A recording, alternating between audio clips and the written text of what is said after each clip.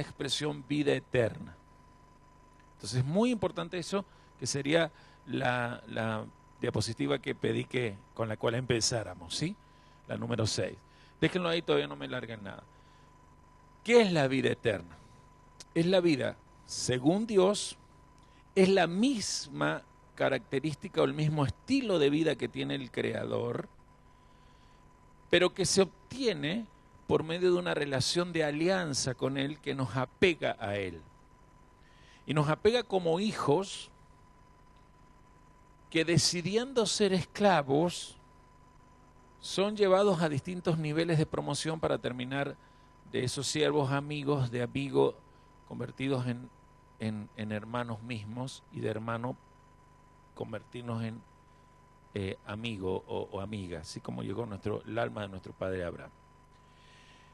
Cuando vimos ya, y esto lo expliqué, vimos que la vaca roja o la paraduma tiene dos representaciones, o es símbolo de dos cosas. Los dos símbolos que ella tiene son de dos diseños preexistenciales. Uno, ahí lo vamos a poner, es la representación de la teshuvá, activada en el mundo físico. Vuelvo a repetir eso, está escrito ahí, teshuvá activada en el mundo físico. ¿Qué significa la teshuvá activada en el mundo físico? Ya lo vimos, lo hemos considerado esto, que la teshuvá es anterior al ser humano, anterior a los cielos, algo que por favor necesito que lo entendamos, ¿no? Son diseños preexistenciales. No se puede explicar qué es la teshuvá, solo hay que obedecer y aplicarla. Se ha traducido siempre como arrepentimiento. Ya hemos aprendido que no es arrepentimiento por algo que nos remuerde la conciencia. Si bien el remordimiento pertenece un poquito a la teshuvá en sí no es remordimiento, ¿sí? Porque lo hemos explicado, porque justamente desde la religión, como solo se la explica la teshuvá así, los hombres se han quedado con la idea de sentirse culpable, que es lo que el remordimiento hace. Entonces teshuvá no es sentirse culpable simplemente, es reconocer una culpa, hacerse responsable, buscar esencialmente la forma de cambiarlo. La teshuvá es preexistencial. Muchos me han preguntado cómo que es preexistencial. Estaba antes que existiera todo. Para los que me han preguntado, le voy a dar el pasaje. Salmo 90, versículo 3. Hay muchos más. Como hoy no vamos a hablar de teshuvá, no vamos a entrar en esta doctrina o en esta medida de fe, pero al menos en el Salmo 90, a ver cómo dice la Kadosh, si es que la tuviera enseguida Carlos, versículo 3, lo vamos a ver. No devuelvas al hombre a su bajo lugar. Espera. Lo vas a leer después que yo lo lea. Entonces, Salmo 90, ¿cómo? Que no se entiende lo que él dice, entonces acomódenle el micrófono a él. Pero miren, primero, para que nos contextualicemos, yo leo Salmo 90 del 1 al 3, y en el versículo 3, si usted quiere escribir, dice teshuvá, ¿sí? Hay que poner eso, mire. Después, Carlos, lo mismo vamos a hacer, desde el 1 al 3. Señor, tú has sido nuestro refugio desde una generación a otra generación. Antes de que nacieran los montes y de que formaras la tierra y el mundo, desde los tiempos primeros y hasta los tiempos postreros, tú eres Dios. No devuelves al polvo cuando dices, de vuelta al polvo, seres mortales. Y allí es donde yo quiero que escuchemos también aquí a Carlos ahora, ¿sí? Vamos a leer también así, Carlos, del 1 al 3. Del 1 al 3. Yahvé, tú has sido nuestro refugio en todas las generaciones. Antes que las montañas nacieran, antes de que formaras la tierra y el mundo, de la eternidad pasada a la eternidad futura, tú eres Elohim. No devuelvas al hombre a su bajo lugar. Entonces dices, regresen los hijos de hombres. Ahí está. Perdón. Entonces dices, regresen hijos de hombres. Entonces dices, regresen. Vamos a contextualizar el regresen. Regresen ahí es teshuvá, es la palabra teshuvá. Recuerden que teshuvá es retornar, regresar, arrepentirse. ¿Qué es teshuvá? Retornar, regresar, arrepentirse. ¿Dónde está colocado aquí la palabra teshuvá? En el contexto de Dios.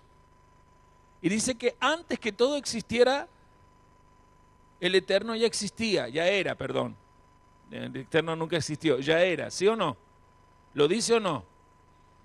Siempre ya era.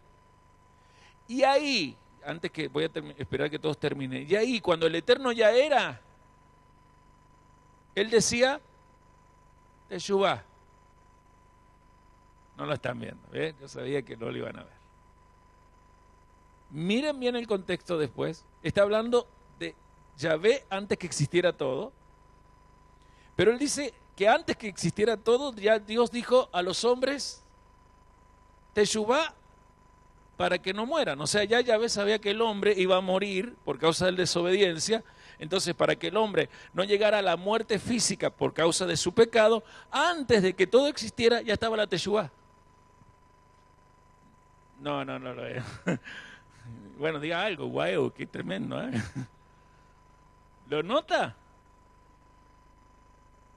Si Dios sabía que el hombre iba a pecar, ¿por qué no lo evitó? Claro que lo evitó. Hizo teshuvá, o sea, desarrolló en él, no había nada, antes de que crear todo, desarrolló en él un diseño llamado teshuvá, que es el grito mismo de su naturaleza diciendo a los hombres regresen. O sea, Adán conocía lo que era teshuvá, por eso es imperdonable lo que él hace. Porque Adán sabía que si no aprovechaba el regresar siempre a Dios, el polvo lo esperaba. No se sorprende él cuando Dios le dice volverás al polvo. Interesante, ¿no? Por eso Vaca Roja tiene dos diseños preexistenciales. Ya vimos uno, teshuvá, que alguien me preguntó y veo que hizo bien la pregunta porque venía bien mostrar que es antes que todo existiera ya Dios decía teshuvá. Pero justamente cuando vamos a Marcos 1, 14 y 15, hay un varón que caminando por la tierra vuelve del desierto, mírenme un ratito, después lo buscan, Marcos 1, 14 y 15. Vuelve del desierto después de haber estado 40 días de ayuno y siendo tentado por Hasatán. Y cuando vuelve empieza a gritar, teshuvá, es decir, arrepiéntanse y crean la buena noticia porque el reino de los cielos se ha acercado. Esa es la primera gran señal que justamente está en el Evangelio, ahora que entienden que teshuvá es de antes, de que el Mashiach es Yeshua. Porque él es el único que tenía el derecho de gritar, como si Dios, el Eterno, gritara por él, tal cual gritó antes de crear todo. Antes de crear todo, el Eterno ya gritó teshuvá, vuelvan, no se vayan al polvo, vuelvan. Ya todo creado, el hombre caído, la simiente de la mujer se manifestó como el vocero del Padre. Arrepiéntanse en teshuvá. Y ahí podemos entonces cotejarlo con Revelación 13:8 o Apocalipsis 13:8, cuando dice que el Cordero de Dios fue inmolado antes de que fuera creado todo. El mundo, dice, el cosmos, hablas de todo, lo preexistencial. Entonces aquí es donde viene el otro símbolo, el símbolo del Sadik Gamur. Diga fuerte Gamur, no glamour, ¿sí? Algunos van a decir glamour, no. Sadik Gamur significa el justo perfecto. Y mirando eso vamos a ver cómo es esto que la vaca roja tiene que ver con la liberación de la muerte. ¿Y qué tiene que ver con la vaca roja, o la vaca roja que tiene que ver como simbología o como codificación de la obra de Yeshua? Atención, en su primera venida y en su segunda venida. Conocer la vaca roja es conocer toda la obra de la era mesiánica. Por eso es que está difícil el tema hoy de la vaca roja, aunque ya hay noticias de que los judíos, hay una organización que se llama, no me acuerdo cuánto, del templo, y es porque ya saben que todo está cumpliéndose para que el tercer templo se haga, Pero no se puede hacer el tercer templo porque no se puede reconstruir si no hay una vaca roja antes. Entonces se está trabajando con las leyes genéticas para tratar de hacer una vaca roja. Ya nació una en 1997, otra en 2012, pero cuando ya estaban contentos y empezaron a verla, porque hay que tres años estar observándola, se dieron cuenta que o tenían pelitos blancos o alguna falla en la pezuña, porque recuerde que aún la pezuña, esto es lo extraño, tiene que ser rojo. Claro, la pezuña incluida. Tiene que ser toda roja. ¿Por qué hay que trabajar esto? Porque si uno lo mira así, seguramente nos pasó, parece como una práctica de magia roja. Algún tipo de magia, ¿no? Raro, algo exotérico. Porque hay religiones que hacen este tipo de cosas, ¿no? Atan hisopos, atan una cinta roja al hisopo. Y seguramente usted prefirió callarse y decir, tiene razón el pastor, menos mal que esto ya no es para nuestra época, seguramente lo dijo. No, esto es para nuestra época y especialmente para la era venidera. Ya hablamos de lo que viene. ¿Qué era para Adumá? Es el diseño perfecto para destruir el ego. Ya lo explicamos. ¿Por qué? Porque cuando yo entiendo vaca roja, entiendo que Yeshua me salva de la muerte ontológica. Y aquí empezamos con la respuesta del planteo que realizó Julio Arancibia. Cuando Julio pregunta sobre cómo hacemos para descontaminarnos de lo que todos los que están con nosotros a diario hacen, es justamente primero controlar cómo está nuestra conciencia. No podemos tener una conciencia fragmentada. ¿Qué es una conciencia fragmentada? Personas que viven de una manera según el lugar o la circunstancia en la que se encuentran. Por ejemplo, sabemos que conciencia fragmentada es la característica del ego en su expresión práctica. La expresión práctica del ego es la religión. Ya sea la religión como una organización X, católica, protestante, cualquiera sea de las ramas en el cristianismo, islamismo, judaísmo, religión. Religión, dogmas organizando una estructura de creencias y con las estructuras de creencias organizando comunidades de esa religión, ¿sí? Pero también está la religión más peligrosa, la de cada persona que esté en esa religión o no.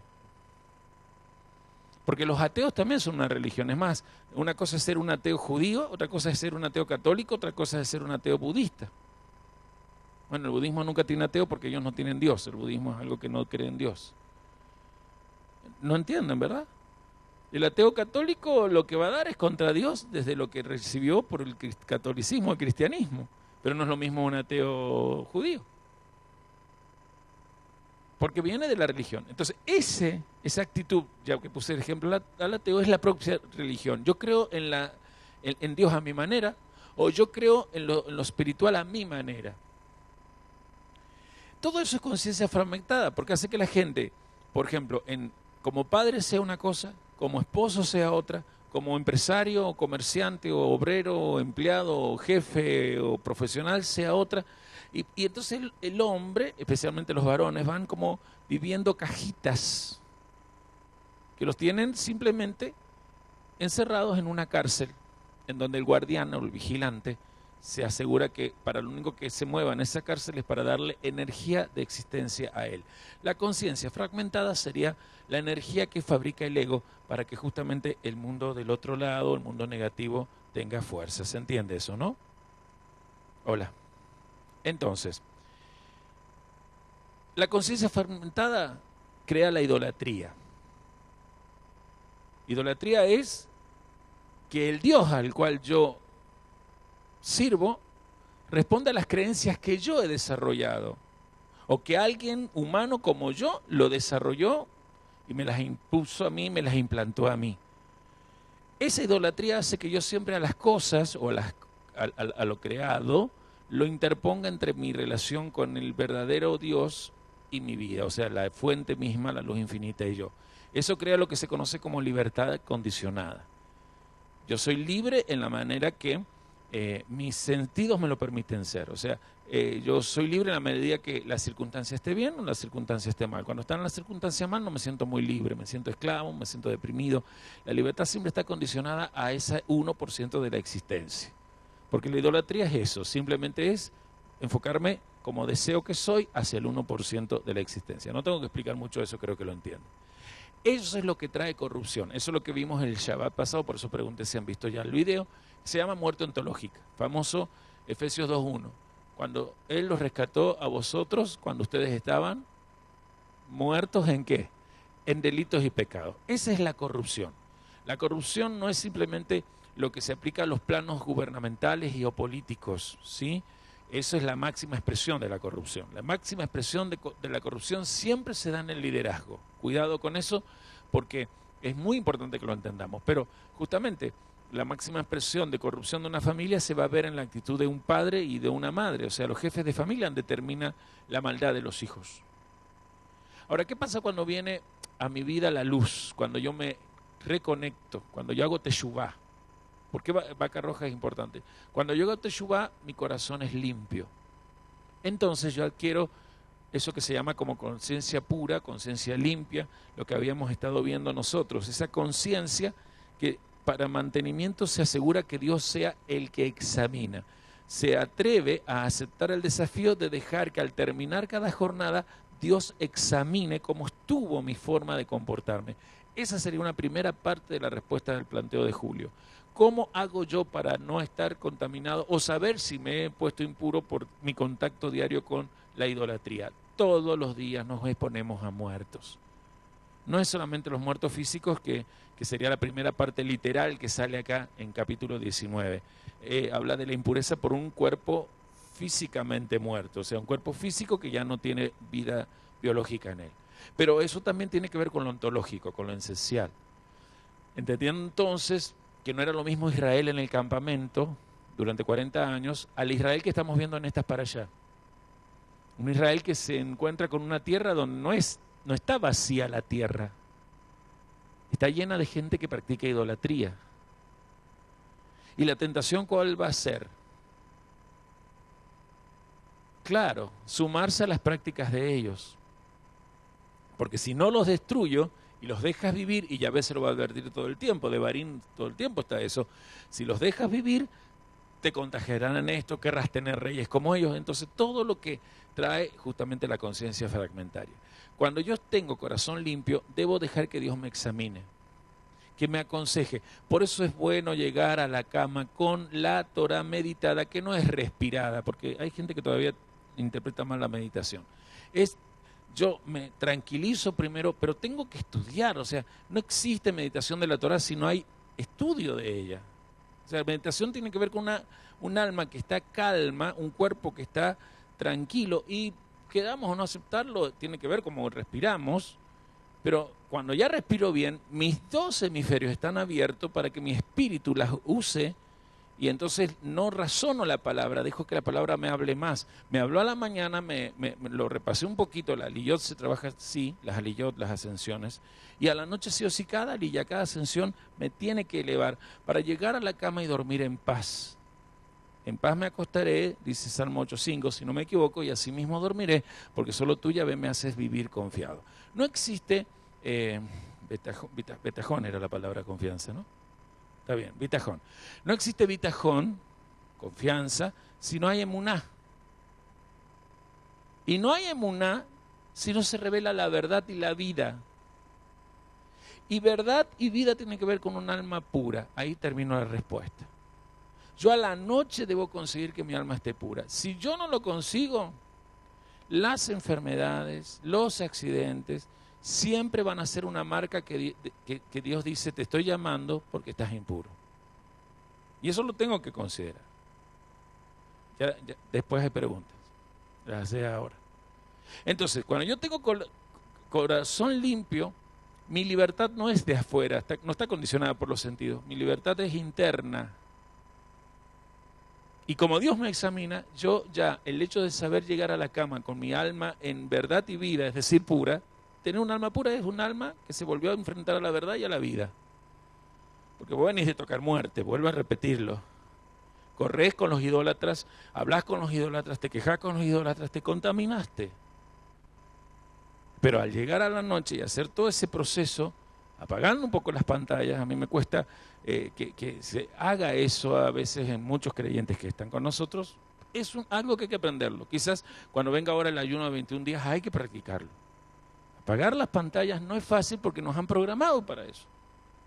Pero apagarlas y abrir mi cabeza como una pantalla de la verdad entonces hace que desde mi cabeza baje la vida. Y entonces yo duermo en paz y al otro día despierto como una fuente de vida.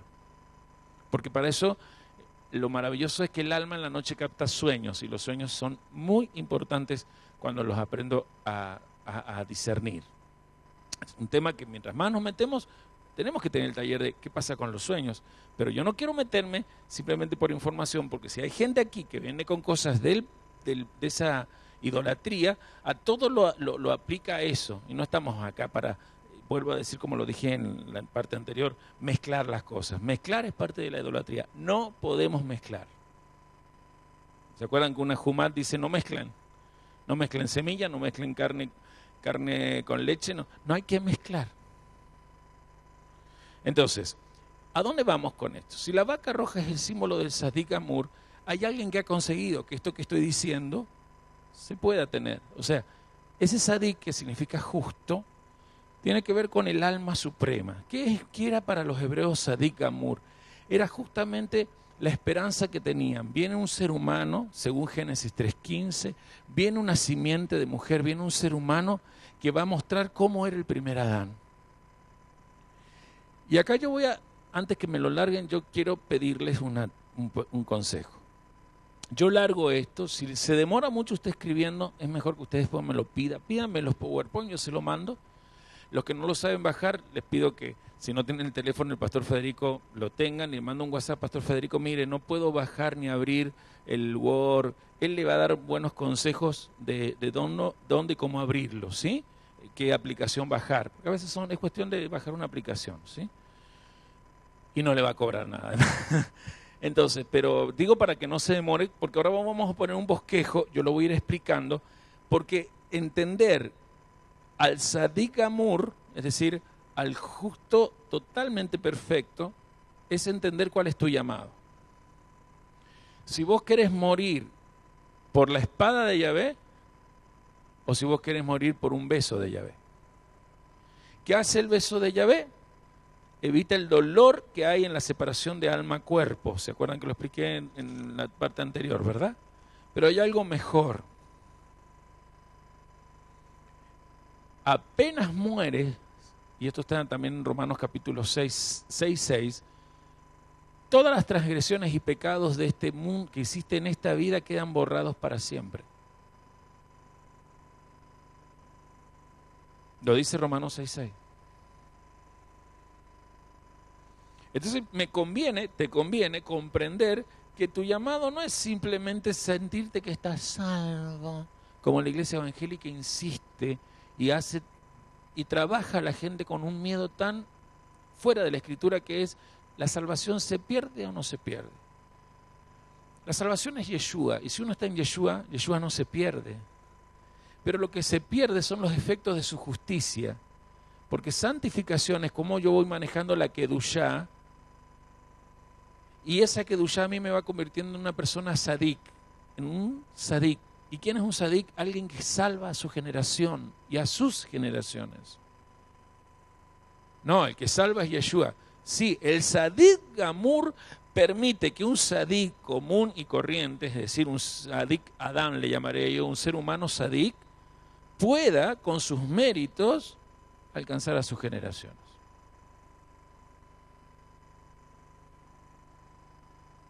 Si no, no tendríamos los méritos de Abraham. 4000 años atrás existió nuestro papá. Ni de Isaac, ni de Jacob. ¿Por qué esos méritos nos alcanzan? Gracias al Sadik Gamur. Ellos miraban cómo iba a ser esa simiente y la anhelaban. Anhelaban la ciudad celestial, dice Hebreos 11. ¿Sí o no?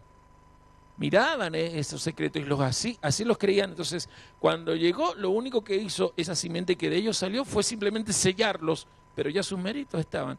Y al sellar sus méritos, brotaron para todas las naciones. En esa nación estamos nosotros. Entonces, entender esto es el desafío de escribirlo, pero además que nada escucharme y dejar que Dios se lo implante. Pueden entonces largar el bosquejo. ¿Qué es el Sadik Gamur? es el alma suprema que inspiraba a Israel para que todo Israel volviera a ser como el primer Adán. ¿Sí? La pará adumá era el símbolo perfecto de esto. Para nosotros, ¿quién es el Sadik Gamur? Le pregunto a la congregación. Yeshua. ¿Cuántos años tenía que tener la pará adumá de existencia? 3 años. Además, durante esos 3 años se la estaba observando de que no tuviera ningún defecto, porque le podía aparecer una cana en los 3 años. Ustedes saben que a los animales les pasa eso, a todos nos pasa. Podía quebrarse una pata, podía alguien sin querer ponerle un yugo. 3 años. El único yugo que se aceptaba, digamos, entre comillas, ponerle era un lazo que la guiara a un lugar mejor para preservarle la vida. O sea, era lo único que se permitía y se tenía que poner flojo, tenía que ser fácil y ligero. No me están escuchando. Tenía que ser fácil y ligero, porque si era pesado y complicado, le marcaba y ya se desechaba porque quedaba el pelo achatado. ¿Quién dijo que el yugo de él era fácil? Vaca roja, ¿lo entienden? O sea, la forma de lazo que la Torá tiene desde lo que enseñó el maestro Yeshua Mashiach es simplemente para preservarnos a nosotros del mal. No es para hacernos sentir culpables, esclavos. Por eso él a los fariseos, que son de todas las sectas que le nombré, las que más ponían yugo pesado, que es el judaísmo actual. Él los va a juzgar. Ay de ustedes, porque ponen pesada carga. O sea, no dejan que estas almas sean sadik. Es maravilloso, ¿no? 3 años se lo observaba. Lo mismo se hacía con cualquier persona que decía, yo soy un sadik, ya he logrado vivir la Torá y soy un sadik, y como sadik puedo enseñar a otros a ser sadik. Ah, ¿sí sos sadik?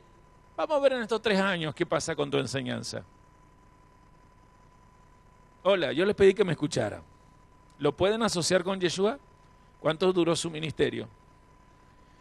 Y cuando la vaca tenía 3 años de evidencia de que estaba bien, era madura para dar cría. O sea, hasta ahí no era una vaca en realidad, como me planteó alguien recién. ¿Qué era hasta ahí? Primero una ternera, obviamente, y después una novilla o becerra, ¿sí? ¿Cuándo una novilla o una becerra se hace vaca? Cuando tiene cría, cuando es inseminada, por decirlo así, tiene cría. ¿Y por qué esta se llama vaca y no se llama becerra? Alguien me decía, yo fui a algunas versiones antiguas y dice becerra. Yo le dije, está mal traducido. Porque la palabra para hebreo no es posible de ponerle becerra, pero nunca fue seminada, no tuvo hijos. Ah, pero representa al alma perfecta, Yeshua. Él a los 30 años tenía el derecho de casarse. Entre los 30 y 40 años cualquier hebreo estaba maduro para casarse. Y podía ser llamado esposo. ¿Yeshua se casó? Porque no era atrayente, ¿por qué creen que no se casó?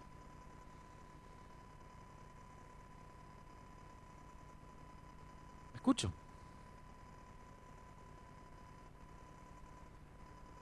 ¿Por qué no se casó físicamente, digo? Muy bien, en su propósito no era sumisión, aunque tuviera todo el derecho y todas las condiciones ya físicas, muy bien, de ser esposo de una mujer física y por ende padre de una familia, que era el derecho maravilloso al cual un varón hebreo anhela. Pero ahí está lo que dijo, no era sumisión en el mundo físico, en el 1%, pero sí, y ahí más o menos lo asocio con lo que decía el profeta, sí era sumisión en el mundo espiritual ser considerado esposo de una nueva humanidad. Entonces estas vacas tenían todo el derecho de ser vaca, pero físicamente nunca lo cumplían. Pero para el mundo espiritual sí era una vaca. Porque estaba ya en una misión espiritual.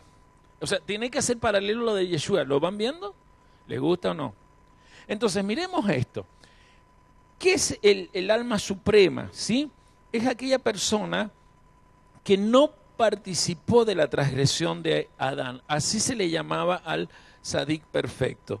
Es el que sabe hacer, por medio de la Torah, atención, sendas rectas para seguir la luz y salirse del yugo del pecado. Es una persona que por sí mismo ha vencido al Yeser Hará. ¿Se acuerdan qué es el Yeser Hará, verdad?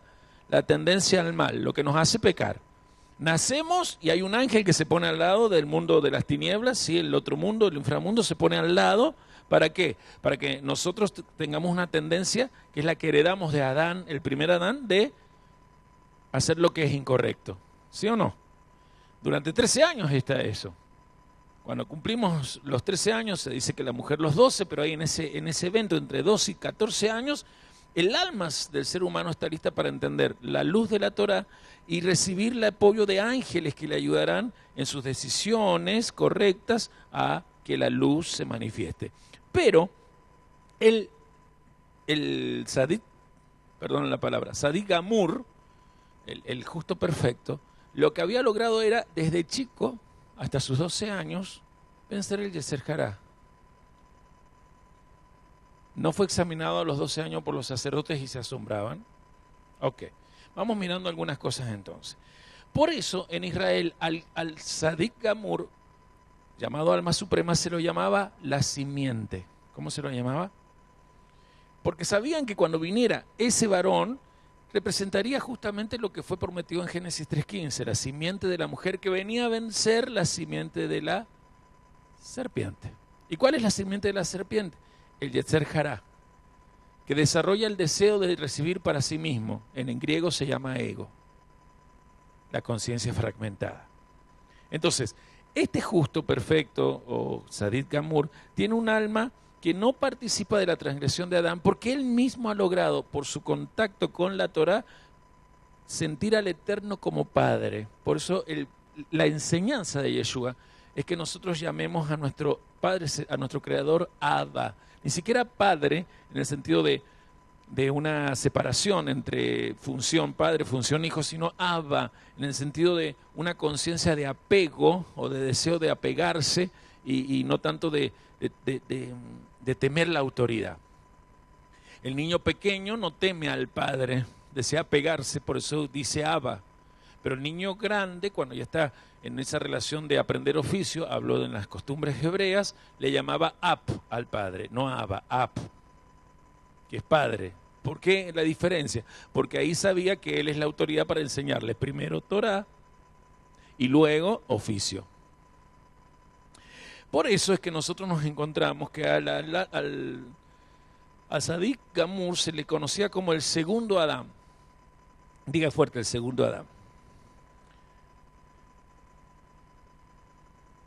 El segundo Adán es un término que ya en Israel se conocía de siempre. Cuando Pablo escribe y habla del segundo Adán en Romanos capítulo 5, está usando algo que ya cualquiera de las comunidades primigenias lo conocía, porque la mentalidad hebrea era: el segundo Adán es la persona que, por vencer al Yeser Hará y aprender por obediencia a la Torah, la obediencia le permite aprender a manejar plenamente el Yeser Top. ¿Qué es el Yeser Top? La inclinación a lo correcto.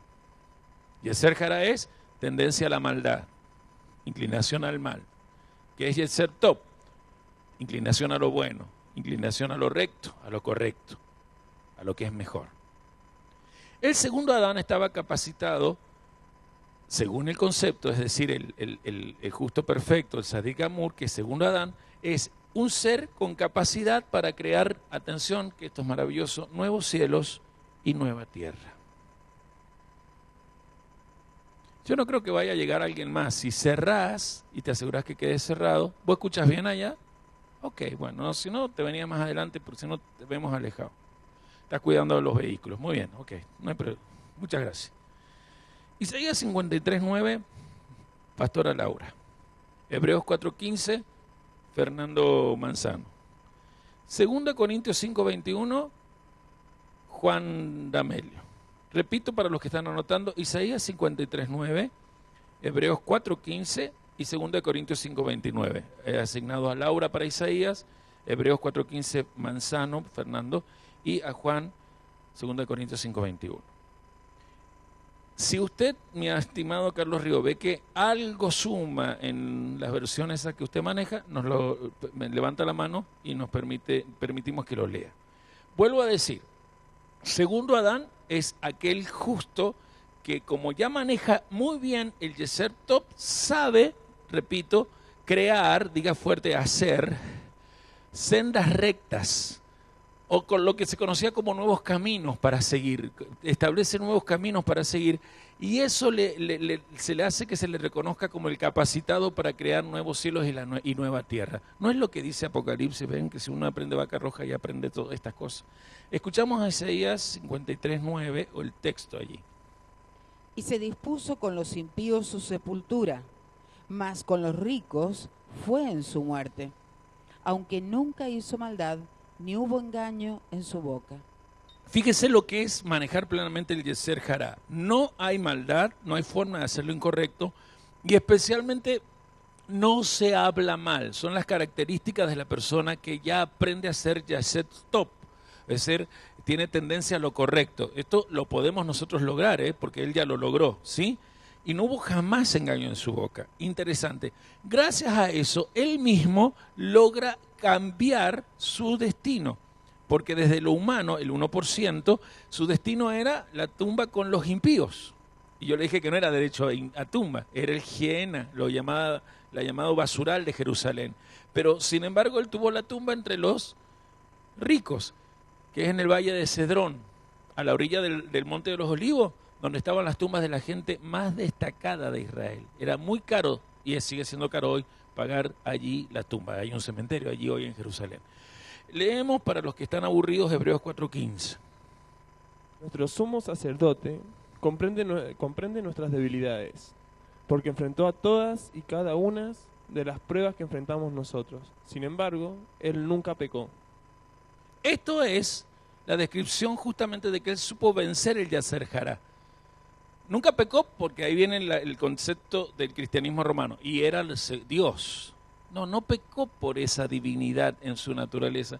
Él no pecó porque como humano aprendió con la obediencia, y Hebreos muchas veces lo dice, aprendió con la obediencia los recursos de los códigos de la Torá. Entonces ya no pecaba, cada vez hacía el Yeser Tov, lo correcto, ¿sí? No había engaño en su boca. Cada vez que hables mejor, actúas mejor, Acuérdense de eso. Haces que tu boca hable mejor, ya veo que lo han notado, tu boca aprende a hablar mejor, tus acciones son más correctas. Nosotros nos equivocamos al actuar porque hablamos mal. Y Argentina tiene ese problema. Es un país quejoso, es un país engañador, es un país que se cree superior, cada uno se cree superior al otro mismo.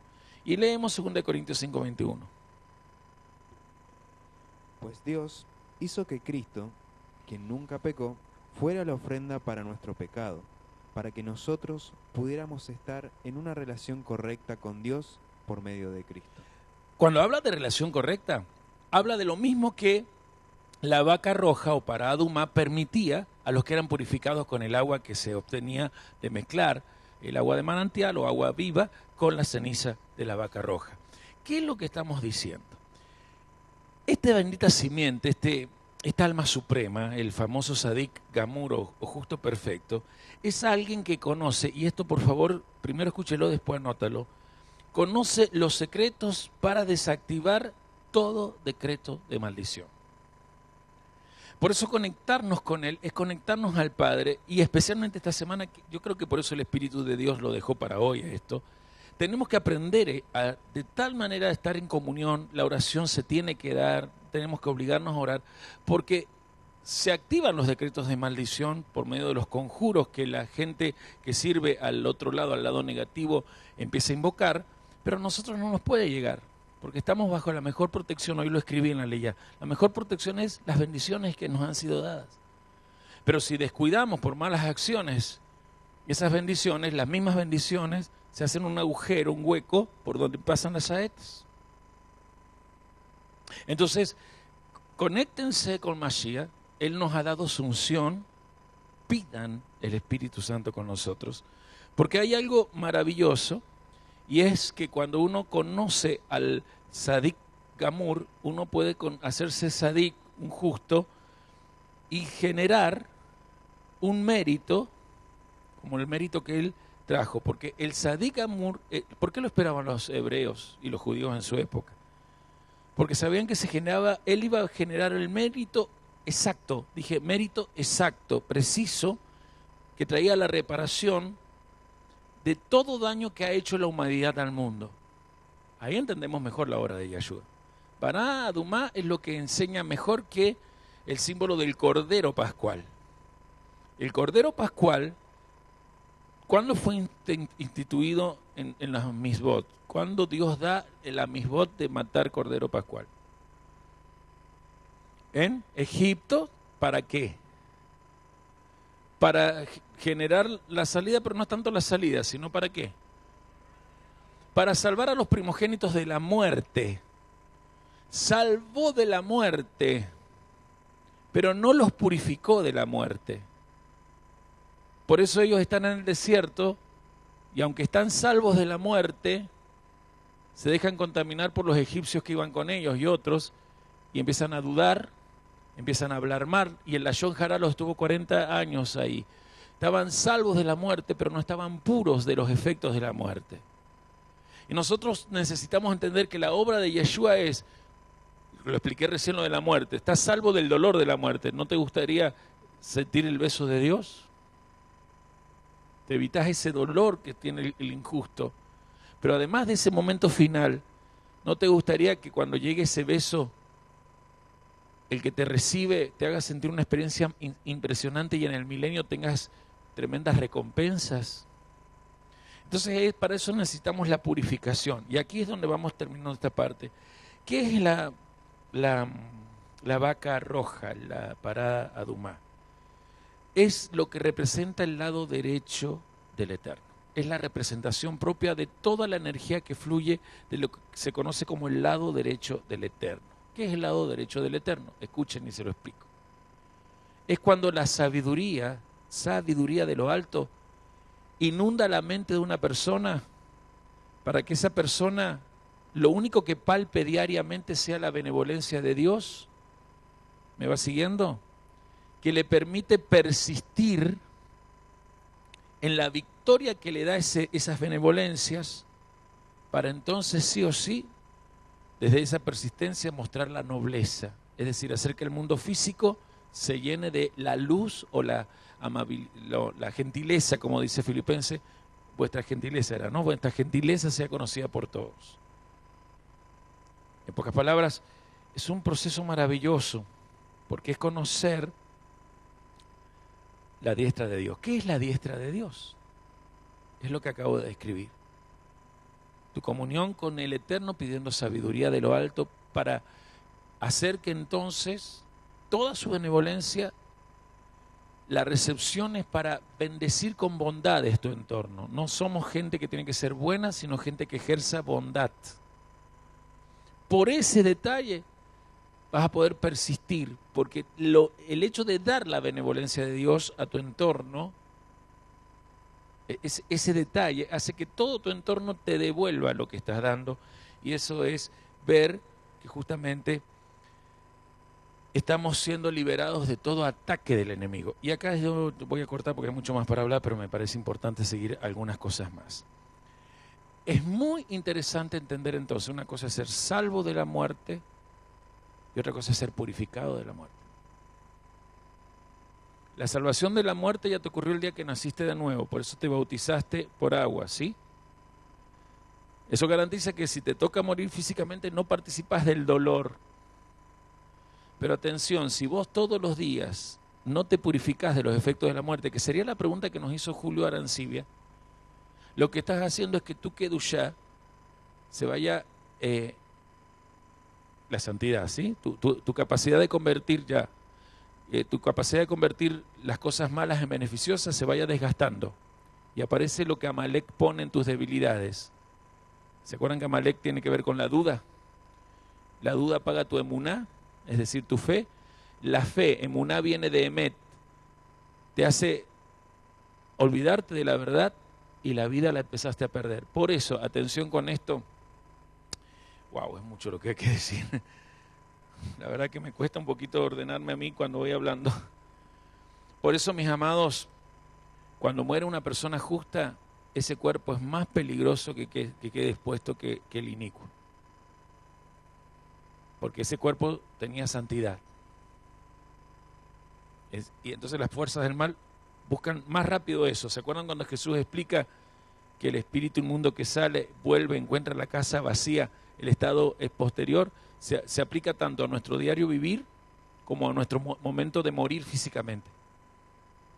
Por eso no recuerdo bien, lo estoy buscando acá, yo sé que lo he marcado.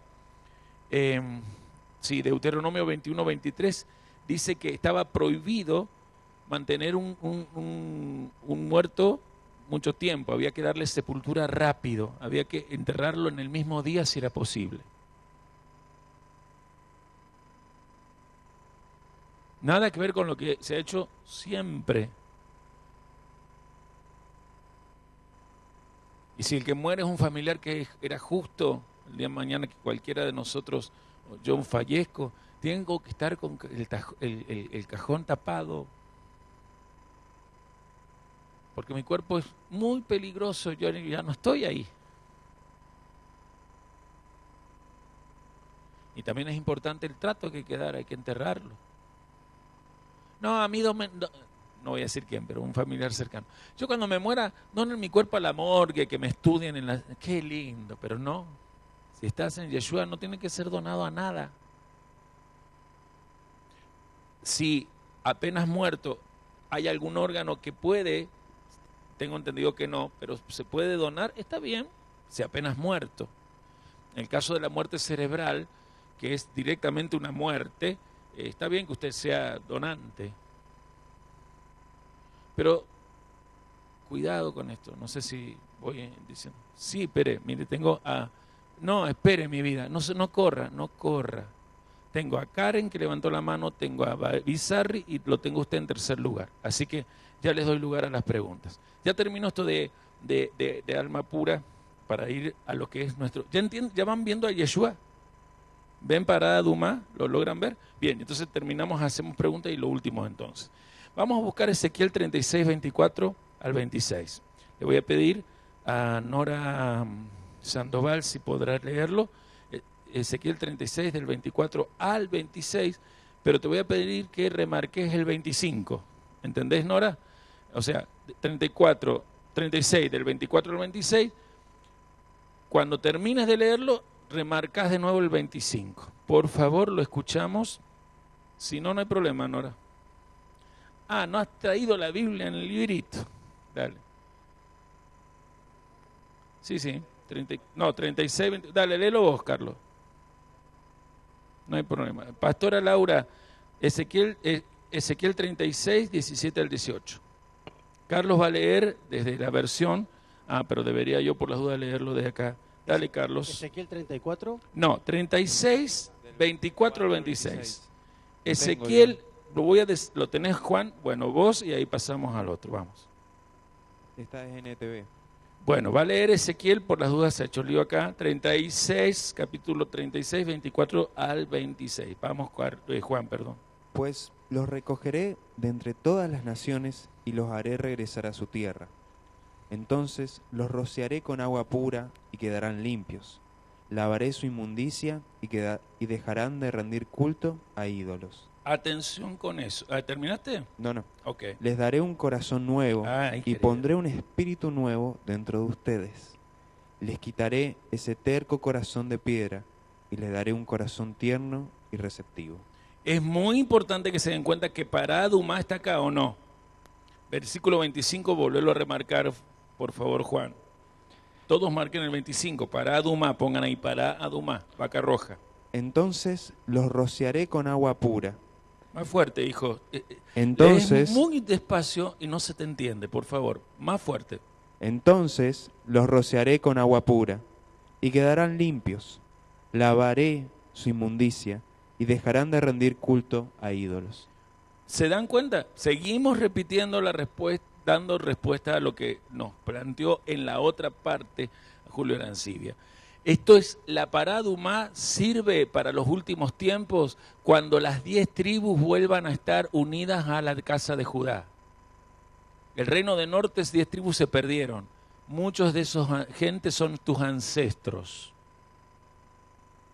Otros de los que están acá, como yo, tenemos ancestros judíos que en España fueron obligados a convertirse a la idolatría.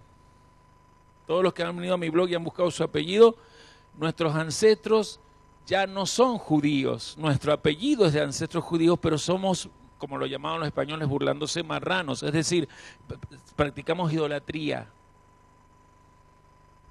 Pero acá se habla de eso. La Paradumá siempre sirvió para cuando la gente de Israel anduviese en naciones idólatras. Iba a servir cada vaca roja para atraerlos, pero especialmente había el cumplimiento del simbolismo de la vaca roja, iba a permitir que se volviera totalmente limpio. Por eso está este pacto, el versículo 26 es un pacto maravilloso. Les daré un corazón nuevo, pondré en ustedes un espíritu nuevo, les quitaré el corazón de piedra que ahora tienen y les daré así un corazón sensible. ¿Sensible a qué? A la luz, a la voz de la luz, a lo que tenés que buscar cada día. Por favor, pastora, la pastora Laura va a leer Ezequiel 36, 17 y 18, que está un poquito antes, ¿verdad? Hijo de hombre, mientras la casa de Israel moraba en su tierra, la contaminó con sus caminos y con sus obras. Como inmundicia de menstruosa fue su camino delante de mí. Es muy fuerte, ¿no? Mientras el pueblo de Israel habitaba en su tierra, la contaminó con sus hechos y su modo de proceder. A mis ojos su manera de actuar fue tan repugnante como si estuvieran menstruando. Por la sangre que derramaron descargué mi enojo sobre ellos, pues con sus ídolos contaminaron la tierra. La idolatría es uno de los pecados que contamina de oscuridad la tierra. Por eso no podemos seguir creyendo que si la persona es católica, practicante, cree en Jesús. Por eso es tan peligroso identificarnos con el católico como que tenemos el mismo Jesús. Ellos tienen un ídolo. Y cuando vos te identificás con ellos, estás participando de su idolatría. Y lo mismo para los que tienen parientes en iglesias evangélicas. Entonces, es interesante. ¿Y cómo gano a mis parientes? No sé si lo vas a ganar. Ellos no sé cuánto quieren o no. Más los que han tenido parientes acá y se fueron cuando empezamos con esto. Yo creo que ellos rechazaron esto porque no quieren saber de esto. No hay por qué salvarlos. El que rechaza la verdad se llama apóstata. Pero es muy importante que lo entendamos porque acá es donde yo quiero remarcar algo. ¿Qué es lo que purifica? ¿La vaca roja muerta, las cenizas de la vaca roja o el agua? Muy bien, diga fuerte, el agua pura, o sea, el agua viva de manantial. ¿Saben qué agua pura es eso, verdad? Es lo que purifica. ¿Pero con qué? Con la preparación de las cenizas de la Paradumá. O sea, es el agua con las cenizas lo que da la purificación. Quiere decir que lo que nos purifica de los efectos de la muerte no es tener a Yeshua en el corazón, por favor escúchenlo, sino la obra de Yeshua en nosotros revelándose porque cada día estudio e investigo la Torah. ¿Ven la diferencia? El cordero salva, pero la vaca roja purifica. Lo explicamos el sábado, ¿no? Las cenizas no eran negras ni grises, son blancas. Y en el agua se hace totalmente cristalina. Ahora, ¿por qué? Porque el agua siempre es el símbolo de la anulación del ego, el símbolo de la anulación total del ego para cerrar el tema de Teshuvá, ¿no? Cualquier involucrado en el compromiso de preparar las cenizas, dice la Torá, quedaba, estoy con números 19, totalmente tamé, impuro. Sin embargo, el que era impuro quedaba puro. Cuando se movió Yeshua aquí en la tierra, en el último momento, llegando al Gólgota, todos los cielos se estaban impurificando. Todas las dimensiones celestiales estaban impurificándose. Por eso las tinieblas cubrieron el momento donde él ya va a expirar 3 horas porque dijeron, esta es la nuestra, ya está todo impuro. Y por eso el Padre le da vuelta a la cara.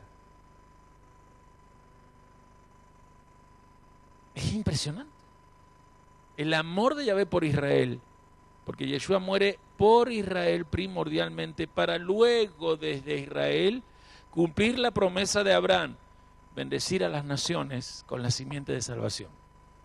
No muere por todos los hombres, muere por Israel, porque a través de Israel, su cuerpo, todos los hombres reciben las bendiciones de Abraham. Entonces ahora sí vamos a hacer preguntas para ir a la última parte, porque creo que ya lo están viendo. Era el orden. Si quedó respondido, no lo haces. Si vos crees que si hace falta la pregunta, con un concepto, no hay, si querés aclarar también. En realidad... No hables así. Por favor, ¿qué pasa? Yo no escucho y creo que nadie escucha tampoco. Fuerte, si es posible. En realidad, tiene que ver con lo que usted decía de... Sí, claro. Que cada uno tiene que purificarse antes de irse a dormir con la Torá. En el anochecer. En el anochecer. O sea, el atardecer, muy bien. Exacto. O sea, entre que está oscureciendo y yo voy a dormir, yo tengo que encontrar mi tiempo de purificación. Muy bien. Bien, eso yo voy a lo que enseñó primero sobre cuando morimos con el beso de Yahvé o morimos con la espada de Yahvé. Si nosotros no nos purificamos esa noche, porque nosotros no sabemos si al otro día nos vamos a levantar. Si cuando nosotros nos purificamos, sabemos, somos conscientes, porque también hemos hecho teshuvá en ese momento, de que vamos a morir con el beso de Yahvé. Tal cual. Perfecto. No es un planteo, no es una pregunta, sino que es un perfecto planteo, una ampliación. Ha sido bien entendido desde lo que yo planteé, y si quiere hasta puede anotar eso. Es muy importante que lo tengamos en cuenta. Nadie de los que está acá tiene que considerar que el otro día va a despertar. Todos sabemos que si el alma al dormir ya sale, el que vuelva el alma al cuerpo es obra de la misericordia de Dios. Mire, toda verdad es paralela. Usted cuando se acuesta se saca los zapatos. ¿Sí o no? Cuando Yahvé llama a enlazarse a Moshe, ¿qué le dice? ¿Qué le dijo? Literalmente es verdad, se sacó las sandalias. ¿Qué simboliza eso? Te necesito fuera del contacto de tu cuerpo. Quiero que tu alma esté más en contacto conmigo que tu cuerpo, porque el cuerpo es el símbolo, el cuerpo, sandalia, zapato, es símbolo de cuerpo. Y cuando se dice pie, desnudo, es el símbolo del alma. Entonces nuestra alma, cuando dormimos, así como nos sacamos los zapatos, nuestra alma sale del cuerpo, por eso logra las zonas psíquicas, sueños. La garantía de que te despertaste y tu cuerpo está ahí con tu alma se llama las misericordias de Dios renovadas. Son 13 vectores que obraron para vos. Muy bueno lo suyo, como lo explicó, muy bueno lo suyo, me encanta la frase. Bizarri. Shalom. Bueno, Shalom. Lo mío era algo parecido a lo que habló Karen. Si bien nosotros nos vinculamos con personas que estarían muertas, nosotros al llegar a la noche, haciendo teshuvá, nos purificaríamos. Que era más o menos como decía Karen. Tal cual. Pero está bien que lo vuelva a repetir. ¿Sabe por qué? Porque no son cosas que manejamos tan fáciles. Y las necesitamos una y otra vez, ¿cómo que se llama? Claro, exacto, escucharlas, volverlas a considerar, porque es muy importante que esto así se dé. Escuchamos al profeta entonces, por favor. Hola. Sí, apóstol. Usted dijo que el cuerpo de un sádic, al morir, atrae mucho poder negativo, o sea, las tinieblas. ¿Sí? Uh-huh. Sí. Por eso en Colosenses 2.15 dice, y habiendo despojado los poderes y autoridades... No, espere. La gente anota, entonces, en Colosenses 2.15 para lo que anota. No lo vamos a buscar, lo vamos a escuchar. Y habiendo despojado a los poderes y autoridades, hizo de ellos un espectáculo público, triunfando sobre ellos por medio de él. O sea que al verlo en la cruz fue que toda la concentración de las tinieblas fue alrededor, porque su cuerpo ya estaba atrayendo, o la muerte de él iba a traer, con la creencia de esas potestades que lo iban a vencer o que lo habían vencido, atrajo sobre su cuerpo toda esa energía, porque él ya estaba en condición de pecado. Bien, lo que él explica es así. El cuerpo de Yeshua, desde el momento mismo de los golpes en el pretorio, todo ese, hasta la cruz misma, el cuerpo de Yeshua es el perfecto cumplimiento de Paradumá en cuanto a la purificación que se da. O sea, atrapa lo rojo. ¿Qué es lo rojo? ¿Qué simbolizaba lo rojo? Lo terrenal. Es que claro, el pecado, exactamente. El pecado del hombre, el pecado de Adán, lo explicamos el sábado, ¿se acuerda? Tiene que ver porque Adumá viene de Adán. Nada más que le agregamos la letra Hei. Hola. O sea, Adán más la letra Hei es Adumá. Y para, ¿sí? También se le agrega la letra Hei. Tiene la Hei al final. Es una vaca relacionada con la materialidad. Pero fíjese, ahí vamos. Todo lo que trajo la idolatría, recuerde que la idolatría es la primera forma de pecado. El árbol de la ciencia, el bien y el mal, dice que con la ciencia y la tecnología se puede hacer que lo material se eleve sin consultar a Yahvé. Esa es la propuesta. Con tu conocimiento y con el conocimiento de la tecnología que desarrolles, puedes subir las cosas, unir cielo y tierra, sin que Yahvé te instruya. Eso es idolatría. Ahora bien, viene la vaca reducida a cenizas y lo que hace es romper el pecado de idolatría, ¿sí? Es decir, con todo lo que se conoce, y esto estaba buscando con Abodá Zará, lo que es culto extraño. Abodá Zará, culto extraño, culto extranjero, la idolatría, no es el culto de Dios. Entonces, ¿qué es lo que pasa? El cuerpo de Yeshua atrapó toda esa materialidad mal manejada e inmediatamente lo que activó fue nada más ni nada menos que la posibilidad de ser perfecto. Eso es lo que pasa. Él tiene que ser llevado a la tumba 3 días, estuvo 3 años, está 3 días, eso de 3 es impresionante, para ascender. Cuando asciende, él ya asciende vestido de blanco, porque ya como sacerdote estuvo puro, se ha purificado y asciende. Y entonces, ¿a qué asciende? Ya lo hemos visto. A limpiar todo lo que se había ensuciado. Y de ahí va a volver. Es impresionante. Por eso lo explicó bien el profeta. Una